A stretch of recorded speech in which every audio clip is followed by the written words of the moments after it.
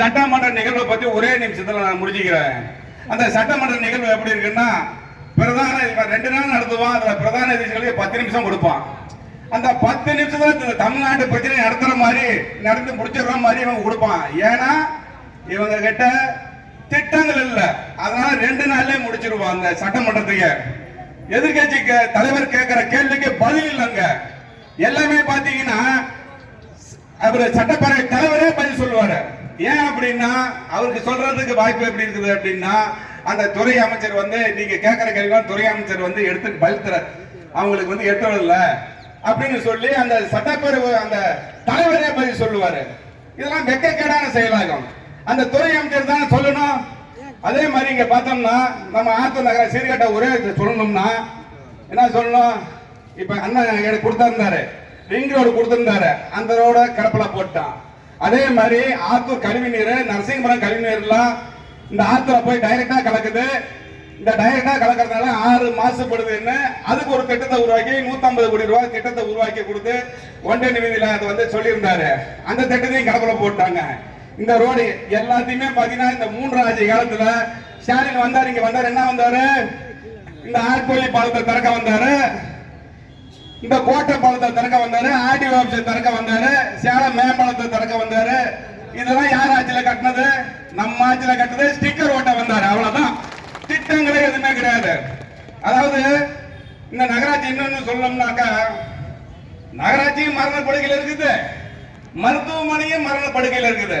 நாங்கெல்லாம் டெய்லி பாக்குறோம். எங்க கிட்ட டெய்லி போன் பண்றவங்க பார்த்தோம்னா அங்க இருக்கிற டாக்டர் கிட்ட பேசணும் வச்சுக்கோங்க, அரசு மருத்துவமனையில பேசணும் வச்சுக்காம 60 டாக்டர் வேலை செய்யணும், 18 பேர் தான் வேலை செய்யறான். செவிலியர் இல்ல.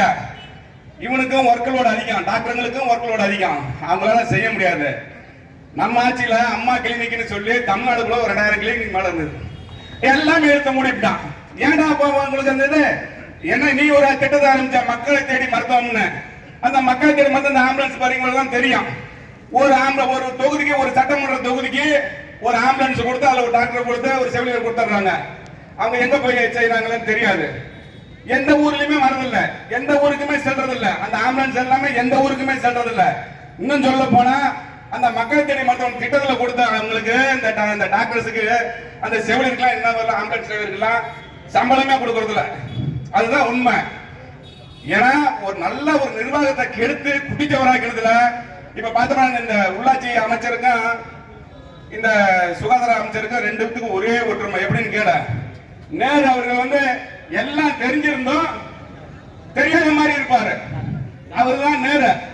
ஏன் அப்படின்னா இந்த சுகாதார அவரால் ஒன்னும் செய்ய முடியாது. அந்த ஸ்டாலின் வந்து அவங்க குடும்பத்துல இருந்து அவங்க எல்லாருமே முதலமைச்சர், அவங்கள மீறி அவர் ஒன்னும் செய்ய முடியாது. அதனால எல்லாம் தெரிஞ்சு தெரியாத மாதிரி இருப்பாரு.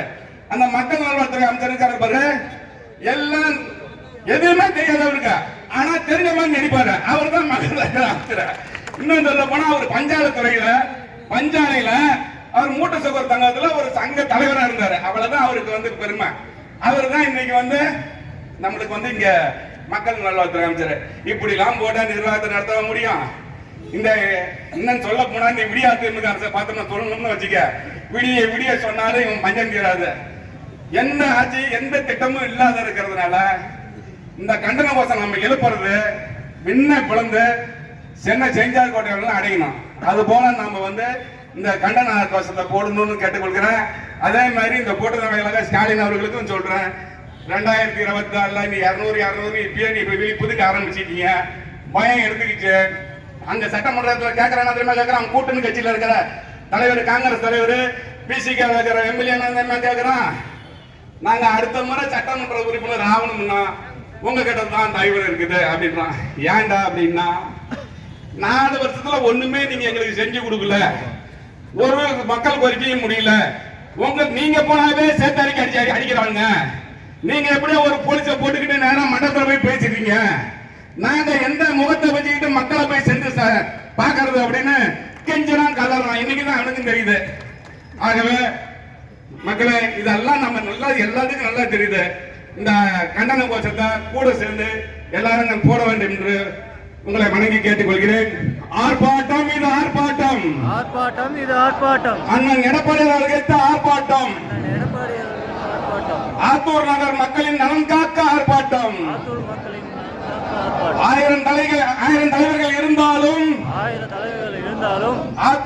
ஆத்தூர் மக்களின் நலனில் அக்கறை கண்ட ஒரே தலைவர் அண்ணன் எடப்பாடியார் மட்டுமே.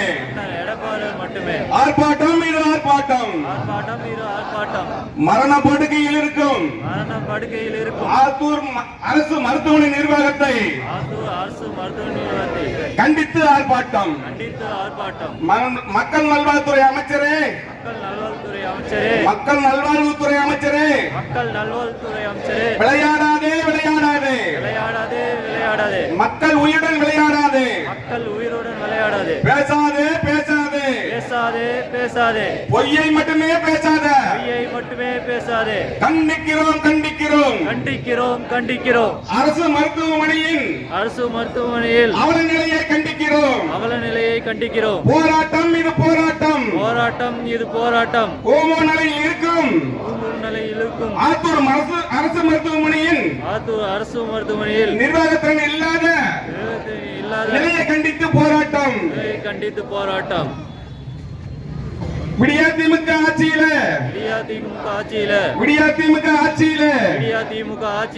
ஆத்தூர் மருத்துவ மருத்துவர்களே இல்லை, மருந்துகளே இல்லை, அங்க வைத்தியமும் இல்ல. தமிழ்நாட்டில் இல்லாத ஒரு திட்டத்தின் பெயர் இல்லம் தேடி மருத்துவம், மக்களை தேடி மருத்துவம். இதனால் ஆட்சியாளருக்கு மட்டுமே லாபம், பொதுமக்கள் நிலையே பரிதாபம். இதனால் ஆட்சியாளருக்கு மட்டுமே லாபம், பொதுமக்கள் நிலையே பரிதாபம். ஏமாற்றாதே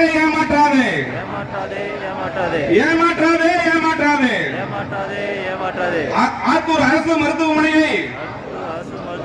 மருத்துவமனை என்னை ஏமாற்றாதே, கொல்லாதே, நோயாளிகளை கொல்லாதே. தமிழக அரசு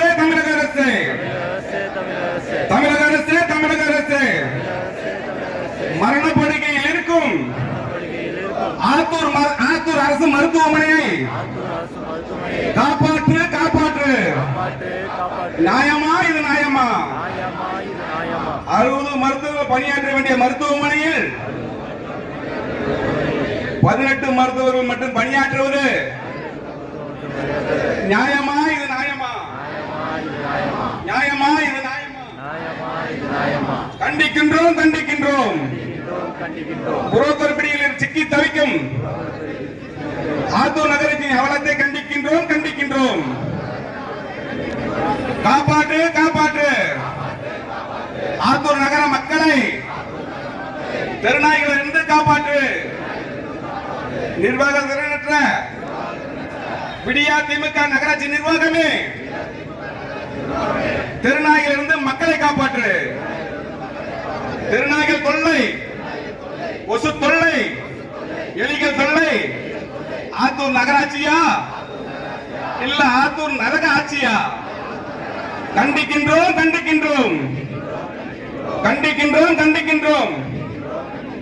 10 நாட்களுக்கு ஒரு முறை குடிநீர் கொடுக்கும் திறமையற்ற ஆத்தூர் நகராட்சி நிர்வாகத்தை கண்டிக்கின்றோம். ஏமாற்றாதே.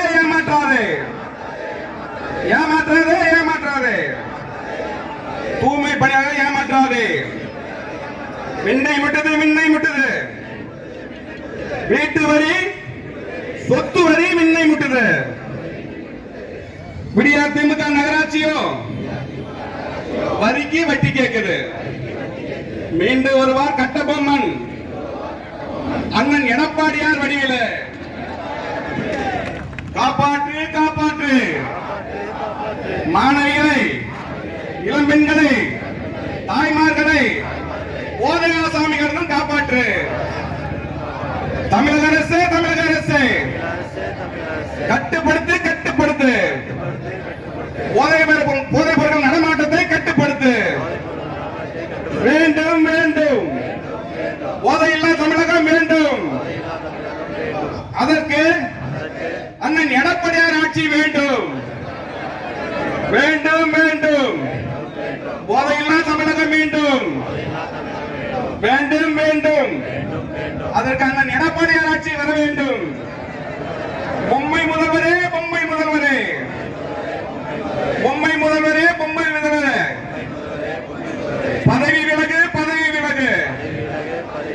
போராடுவோம் போராடுவோம் மன்னராட்சி முறையை அகற்றும் வரை போராடுவோம். குடும்ப ஆட்சியை ஒழிப்போம்.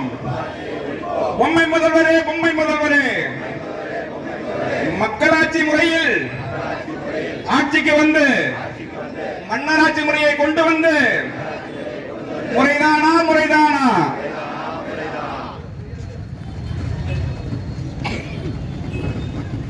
மீண்டும் அமைப்போம் மீண்டும் அமைப்போம் மீண்டும் அமைப்போம் மீண்டும் அமைப்போம்.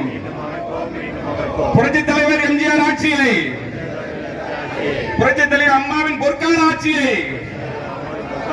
மீண்டும் அமைப்போம் மீண்டும் அமைப்போம். அண்ணன் எடப்பாடி தலைமையில் மீண்டும் அமைப்போம் மீண்டும் அமைப்போம் மீண்டும் அமைப்போம் மீண்டும் அமைப்போம். புரட்சித் தலைவர் எம்ஜிஆர் ஆட்சியை, புரட்சித் தலைவர் அம்மாவின் பொற்கால ஆட்சியை அண்ணன் எடப்பாடி அவர்கள் தலைமையில் மீண்டும் அமைப்போம் மீண்டும் அமைப்போம். வாழ்க அண்ணா நாமம், வாழ்க புரட்சி தலைவர் நாமம், வாழ்க புரட்சி தலைவர் அம்மாவின் புகழ், வெல்க அண்ணன் எடப்பாடியாரின் பணி. நன்றி.